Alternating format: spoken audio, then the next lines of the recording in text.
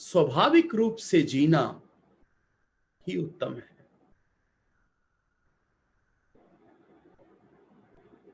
As it is acceptance, स्वाभाविक रूप से जीना ही उत्तम है। ना इसका तिरस्कार करो, ना इसके प्रति मोह रखो।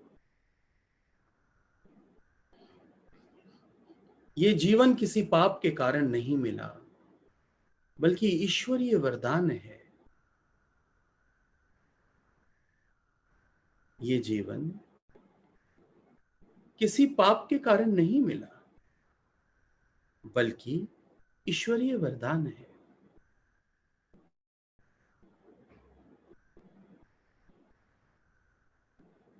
ईश्वर इच्छा से समझकर इसे स्वीकार करो।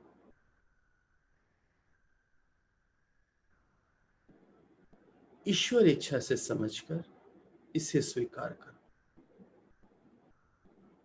न भोग न त्याग की कोई इच्छा,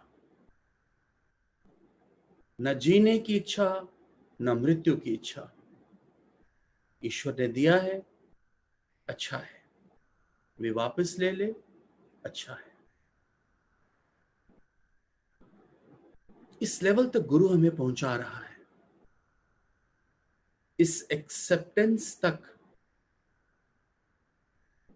ये भगवान, ये गुरुदेव सब संतों को पहुंचा रहे हैं। तुम श्रद्धा रख के बैठो। आज जो वचन तुम्हें मुश्किल लग रहा,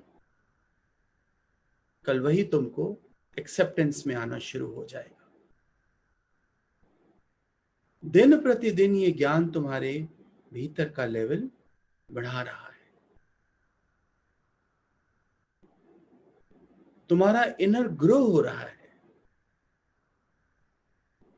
yes, you can feel it.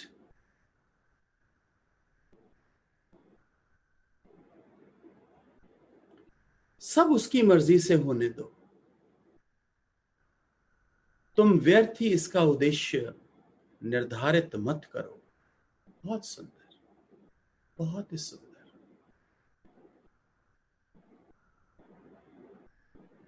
आगे चल के मूर्ख कहलाओगे अगर व्यर्थ ही अपनी मान्यता से, अपने स्वभाव से, अपनी परसेप्शन से अगर इस जीवन का उद्देश्य निर्धारित करोगे तो।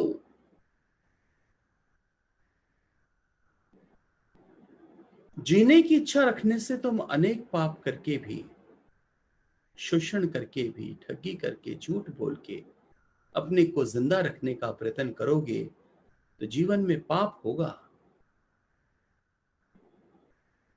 जितना अधिक जिंदा रहने की अंदर में वासना होगी, इच्छा होगी, उस इच्छा के कारण उतने ही अधिक पाप करने पड़ेंगे, क्योंकि स्वभाव तो वैसा ही है।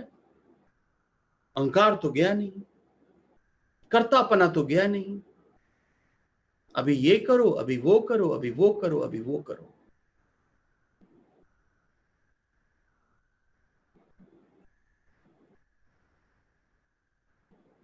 पता ही नहीं जाना कहां है।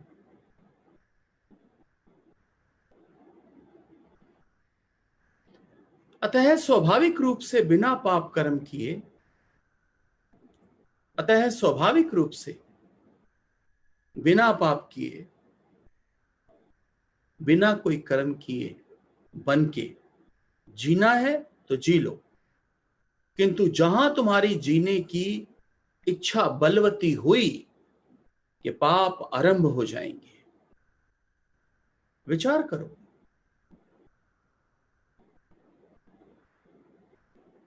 जीना शुभ है, किंतु जीने की उसकी वासना बन जाएगी, और ये इच्छा यदि पूर्ण नहीं हुई तो फिर जन्म लेना पड़ेगा। और यही इच्छा वास्तव में तुम्हारा बंधन बन जाएगी। जनक यही कहते हैं कि मेरी जीने की इच्छा थी और यही मेरा बंधन था, अब मैं मुक्त हूं।